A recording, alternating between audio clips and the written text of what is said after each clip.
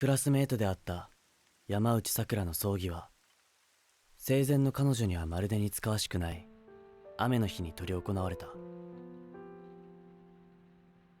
たくさんの人の涙に包まれていたであろう。お葬式にも通夜にも僕は出なかった。 The finals came out in December 2023, quickly gaining popularity among FPS gamers. The game's unique gameplay and atmosphere was a new flavor of first-person shooter that gamers were excited to gobble up.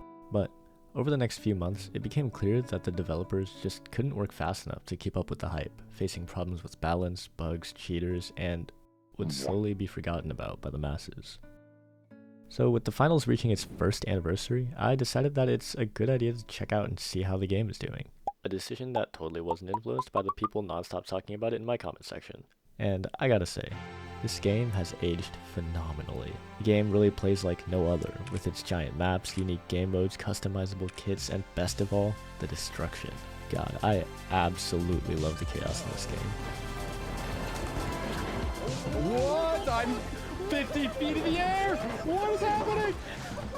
Bro, what? There's something about everything around you getting completely obliterated that really just butters my biscuit. And over the past year, the game has been getting new maps, new guns, new abilities, new game modes, balance changes, improved anti-cheat, and it's in the best state that it's ever been.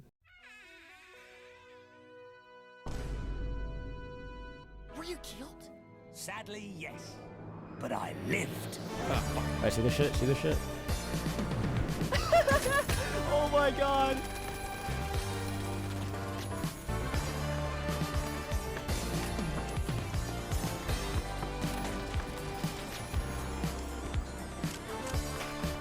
I'm gonna sniper fight with this guy.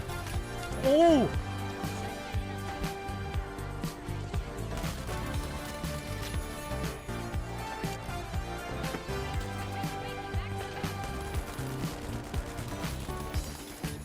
I happen to play pretty well when both my brain cells agree. Not my strong suit. Oh no! Ignore everything that just happened. The Finals is a first-person shooter that takes place in a world-renowned game show, where you'll compete in massive, dynamic, and destructible arenas, facing off against 3 other teams over multiple objectives in an action-packed game mode like nothing you've seen before. In this electric atmosphere, competitors compete in teams to open cash-outs, impress their sponsors, and bank the most money before the timer runs out. The gameplay is honestly hard to compare to anything on the market these days, not really sitting in any of the genres of FPS games that people are used to.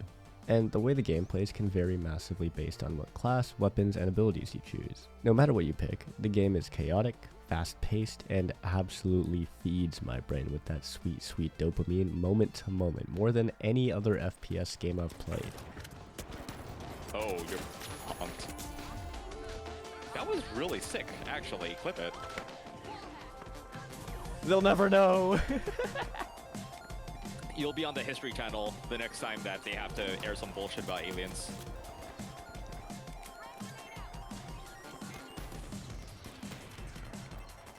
Oh. Oh my god! With its non-linear gameplay format never quite putting you out of the game and creating more comebacks and hype moments than any other game I've played.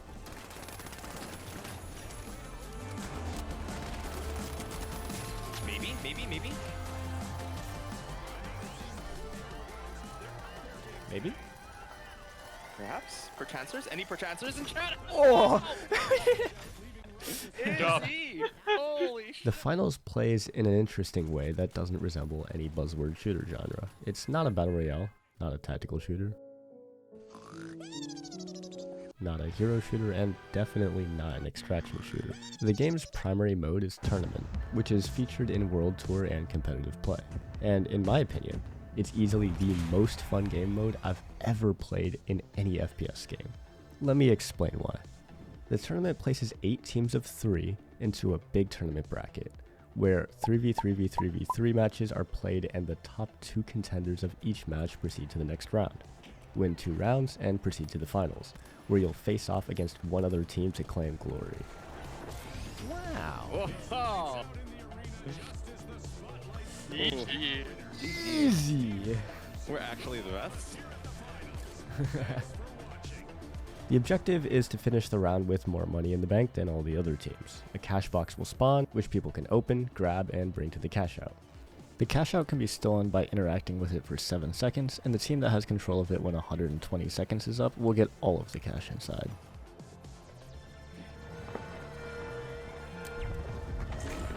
Lamau. Holy shit.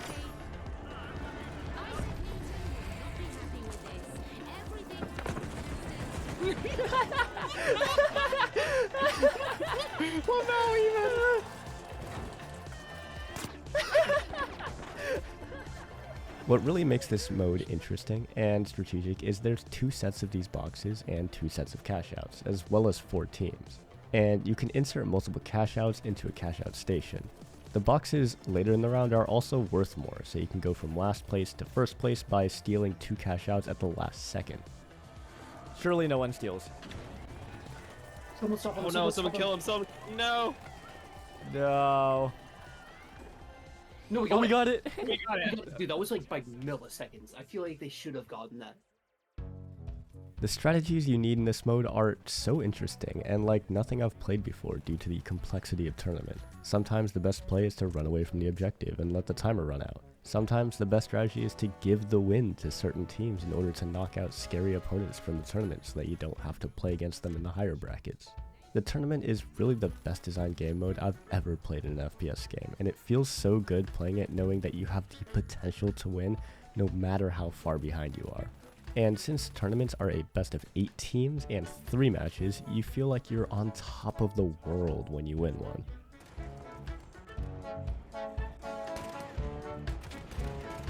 Let the pink guy have it, let him have it, let him have it. We win if he gets purple? it. Yep. Alright, he got it, you can kill him now. Nice.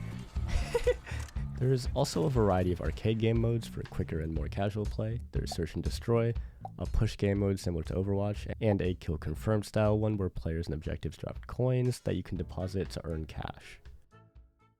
Let's talk about the biggest mechanic that gives this game its uniqueness. Everything in this game is destructible.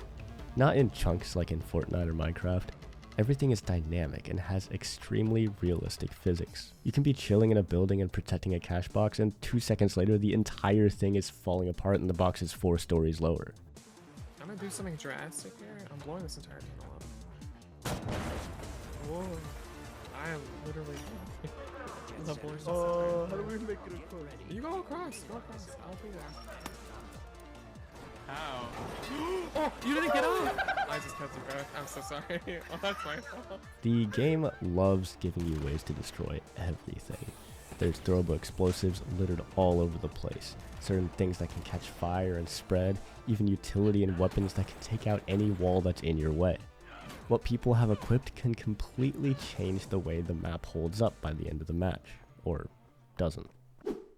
The next thing I wanted to cover is the customizable kits in this game. I know from reading all 800 comments on my Fragpunk video that a lot of people out there are sick and tired of hero shooters and the static kits that came with them. People just want to pick and choose their own gear so that they can play how they want to play.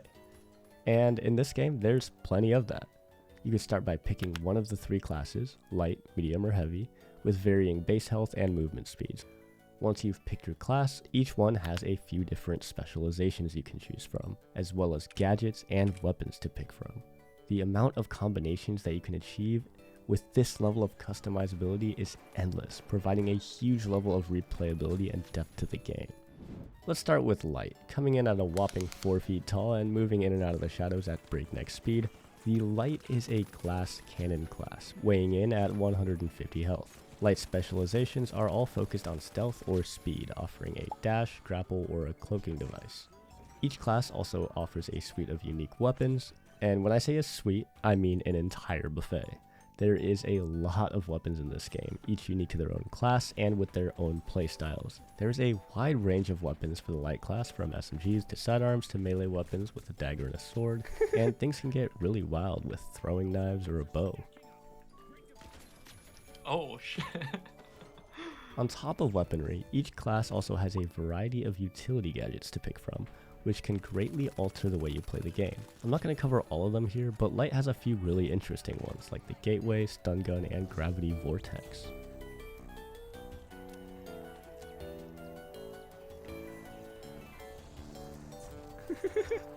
That other team is actually so mad. Moving on to Medium. Medium specializes in strong team play, with a heal gun to be everyone's favorite support player, a turret to defend objectives, and a dematerializer to remove any problematic walls that might be in the way.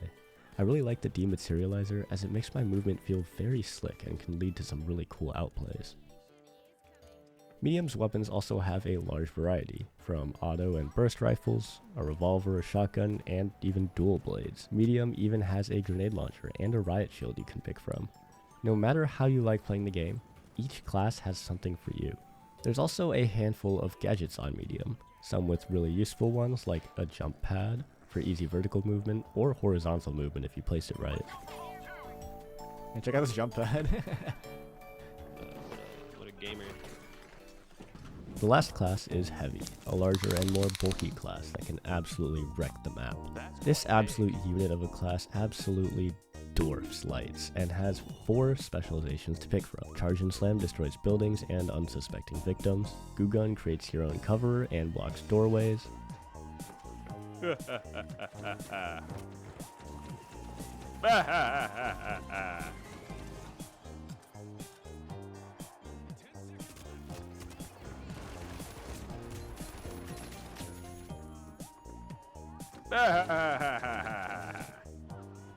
Heavy's weaponry is also quite robust, with a bunch of picks from dual pistols, to machine guns, to slug shotguns, and flamethrowers. The gadgets on Heavy are just as robust as all of the other classes. My favorites are the C4 and the anti-gravity cube.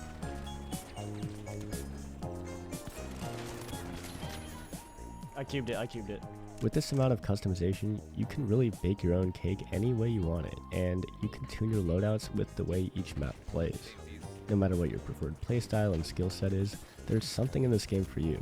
Want to play up close and outplay people with movement? Try the dagger and dash on Light. Want to flex your aim and be rewarded with your precision? Try the revolver on Medium. Moving on, there is a handful of maps in the finals, each spanning a massive arena and having many variants that can modify the map, the placement of the objectives, anywhere from a little to a lot. The massive arenas have an incredible atmosphere to play in and doesn't spare a single second of silence. You can constantly hear teams fighting and blowing things up, echoing around the map, and while that's happening, the casters are providing commentary over the game. The crowd makes me feel like I'm actually there in the arena. Every time a big play is made, the crowd goes absolutely wild. There's even live events that occur in the arena that can lower gravity, increase all damage, and even spawn an alien invasion. Yo, can you zip me on the alien? Yo, alright, here we go. Here we go, boys! I'm right in the middle of the crowd. What the fuck? Oh shit. Uh-oh. Where we going, boys? Yo, where we land? Where we dropping? Where we dropping? Big. What the fuck? While the core gameplay is super fun, I think there's a few major things that stop this game from being as successful as it deserves to be. The first thing is the performance. While this game does look amazing, my computer is running a 5800X, 4070, and 64 gigs of RAM, and the game is on an NVMe SSD, and I can barely scrape up to 80 frames. In a highly chaotic fights, I can commonly see it going down to 30 or 40 while things are happening. While I understand that the way this game works is inherently heavy on the system, more resources need to be put into optimization in order for people with medium spec PCs to actually be able to run this game. Needing a NASA PC to run the game at 144 frames feels so wrong. My friends with lower end setups couldn't even run the game without it crashing. My next big issue is the game's progression systems. Remember how I said that the loadout building was one of the best parts of the game? Well, actually, you have to play for 2 hours to unlock a single item. Every single item from guns to specializations, even gadgets, has an unlock process that takes far too long.